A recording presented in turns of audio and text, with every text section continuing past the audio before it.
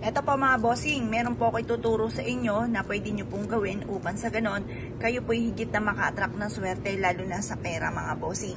Eto mga bossing ko, kumuha ka mga bossing ng 5 piraso na buo ng dahon ng laurel. Kasi ang 5 mga bossing, kasi pag halimbawa ito paris-paris siya, di ba may isang labis.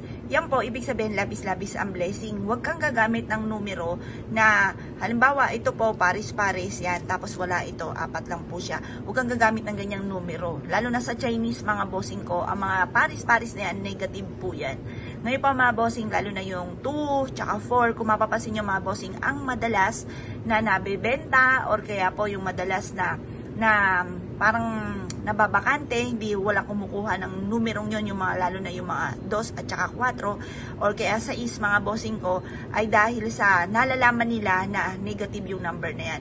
Kaya dapat gagamitan natin ito ng 5 para may labis or kaya ay 7 or kaya ay 3 mga bossing. Ngayon pa mga bossing, ang gagawin lang po natin, itatali natin to. Pagsasama-samahin natin to mga bossing. Yan. Itatali natin siya at pagkatapos kailangan nyo po ng kulay pula mga bossing ko na sinulid. Kulay pulang sinulid, itatali nyo lang to. Ngayon po, habang tinatali nyo po ito, paulit-ulit ka na nagwi-wish. Sabihin nyo po sa pamamagitan nito ay magtutuloy-tuloy ang pasok ng swerte at hindi ka na muli mamumblema patungkol sa pera. Bukod sa inyo pong sipag at tiyaga at pagiging madiskarte ay makakamit nyo lahat ang inyo pong mga pinapangarap.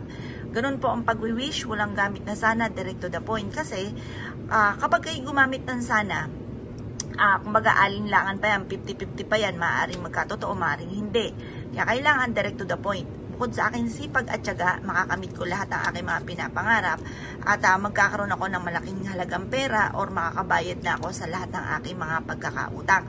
Habang binibigkis nyo po ito mga bossing, paulit-ulit kayo nagwi-wish mga bossing, libre ang mangarap.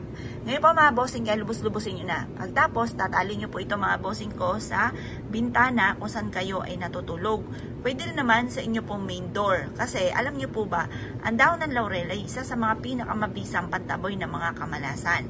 Ito po mga bossing ko, nagki-cleansing ng kapaligiran. Minsan, pag mapapasin nyo, ang dami yung mga pagsubok na pinagdadaanan, hindi nyo lang nakikita, marami mga negatibo sa paligid na, yun nga po mga bossing ko ay nagiging dahilan kung bakit lagi kang minamalas.